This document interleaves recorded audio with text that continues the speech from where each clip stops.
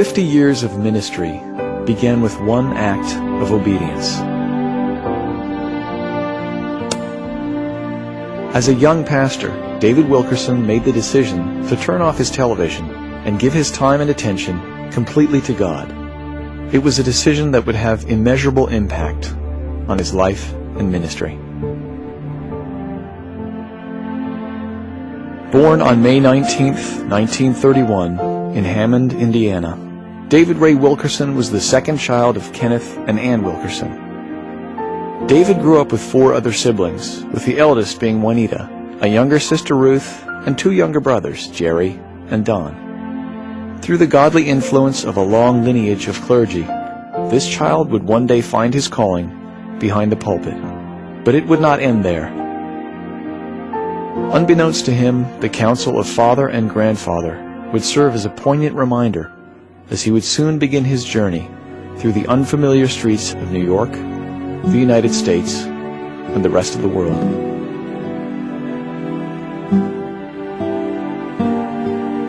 On June 14, 1952, he married the love of his life, Gwen Caruso.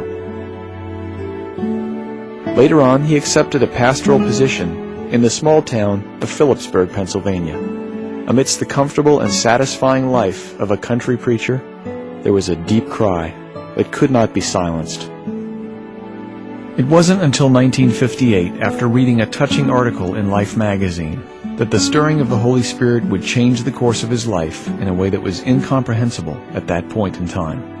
He would go after those who were so lost it would take an act of God to reach them, the teenage gangs of New York City.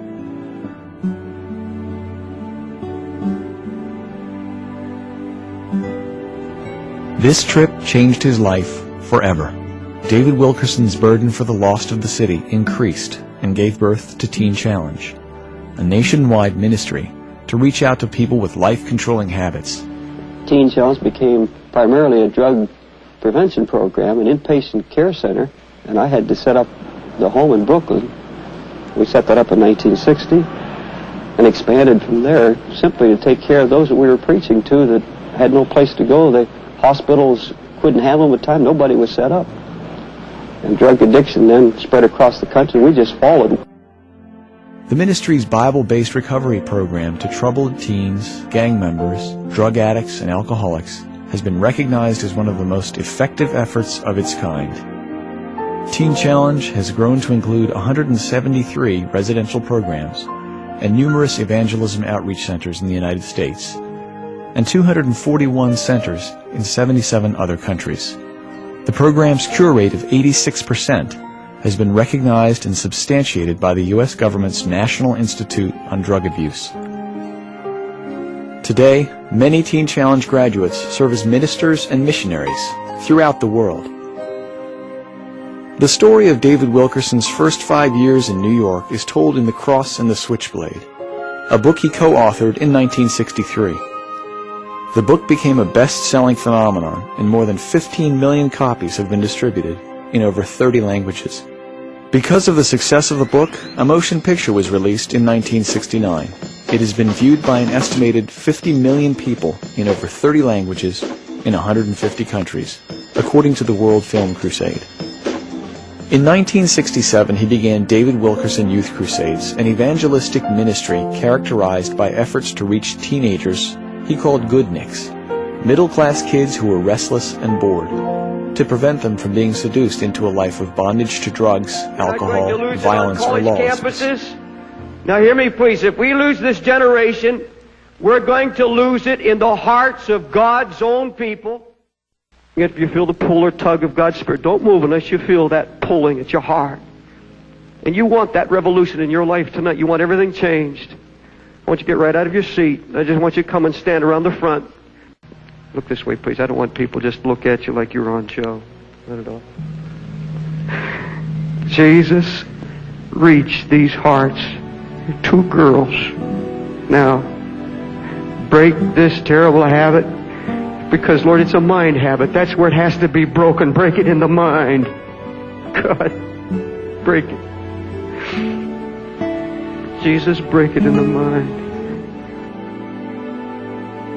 Soon after, together with his wife and 4 children, he moved the ministry's headquarters to Texas, where he founded World Challenge Incorporated in 1971. It serves as a corporate umbrella for the many ministries that have emerged over the years.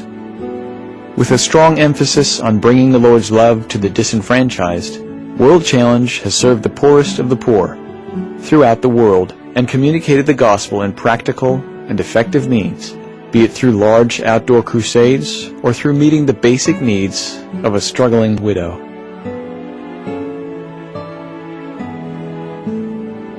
In 1986, David and Gwen came back to New York City for a street rally.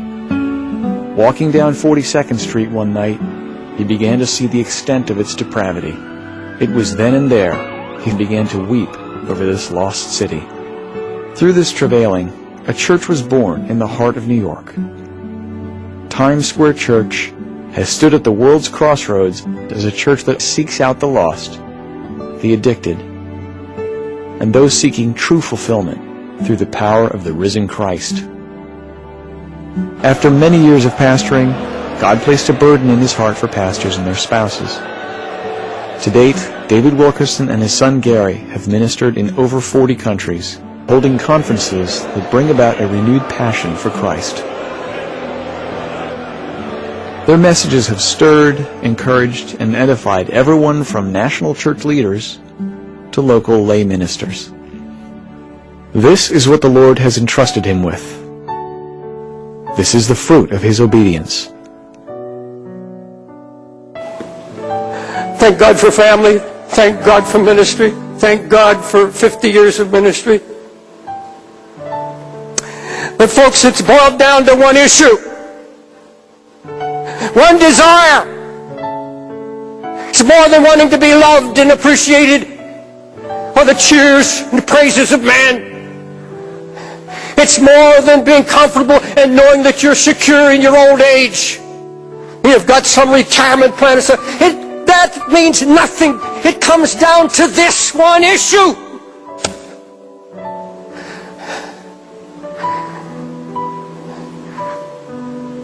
I want to be like Jesus.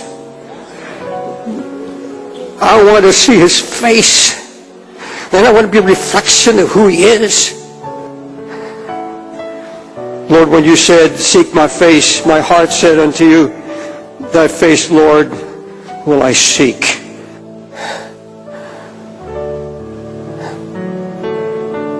That's the answer. After 55 years of ministry in over 50 nations, David Wilkerson humbly reflected on the events of his life and asked the Lord this simple question: what might I do for you at this stage of my life? How might I best put to use all that you have given me? And God's response was as simple, as clear, and as tender as anything he had heard him speak in 78 years. David, feed the poor. With this simple instruction as its foundation, Please Pass the Bread was born, a ministry which reaches into the darkest slums around the world to develop sustainable feeding programs and bring the gospel to those in most desperate need.